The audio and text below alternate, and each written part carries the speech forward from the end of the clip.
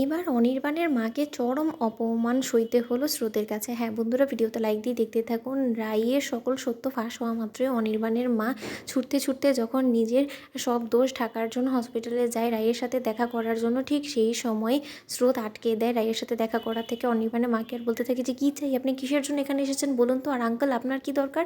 তখন এই কথা বলা মাত্র অনির্বাণের মা বলতে থাকে, বাড়ি আমার ছেলের বউ এই হসপিটালে ভর্তি, ও মৃত্যুর সাথে পাঞ্জা লড়ছে আর আমি আসবো না, সেটা কী করে হয় বলো তো, হাজার হোক ও আমাদের বাড়ির বউ বলে কথা।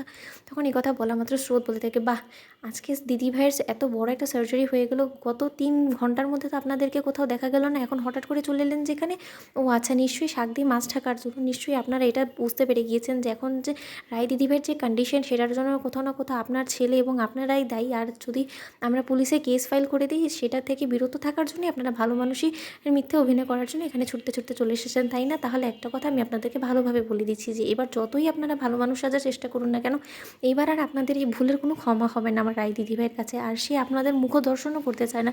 ইনফ্যাক্ট তো ও সার্জারিতে যাওয়ার আগে আমাদের কাছে এটা ক্লিয়ারভাবে বলেই দিয়েছিল যে আপনারা যাতে কোনো মতে ওর এই সার্জারির খবরটা না পান, কিন্তু তার শর্ত সূর্য দাদাভাই যেহেতু আপনাদেরকে এই খবরটা দিয়েই দিয়েছে, তাতে কী বা করার। কিন্তু এতটুকু অন্তত জানি যে তার পরবর্তীতে আমার কী করতে হবে, তার জন্যই আমি কোনো মতেই আপনাদেরকে আমার রায় দিদিভাইয়ের মুখোমুখি হতে দেবো না।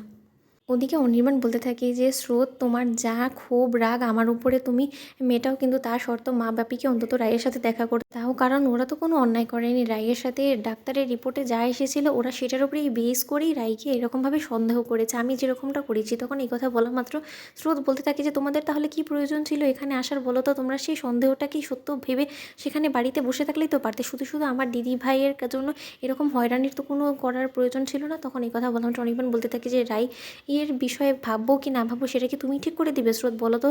তো আর তুমি এত বড় বড় কথা কি করে বলছো বলো তো, তুমি কিন্তু বড্ড বেশি পাকা পাকা কথা বলছো। আর তুমি কোন সাহসে আমার মা বাপিকে আমাকে আটকে দিচ্ছ রায়ের সাথে দেখা করা থেকে বলো তো। তোমার যেমন অধিকার আছে তোমার দিদিভাইয়ের উপরে, ঠিক একই অধিকার কিন্তু আমারও আছে, তাই আমাকে অধিকার ফলানোর জন্য কিন্তু আমাকে কোনো মতে জোর খাটানোর কোনো প্রয়োজন নেই। তখন এই কথা বলার মতো স্রোত বলতে থাকে যে আল বাদ আমি ঠেকাবো তোমাদেরকে, কারণ আমি চাই না যে তোমার কারণে আরও একবার আমার দিদিভাই অসুস্থ হয়ে পড়ুক।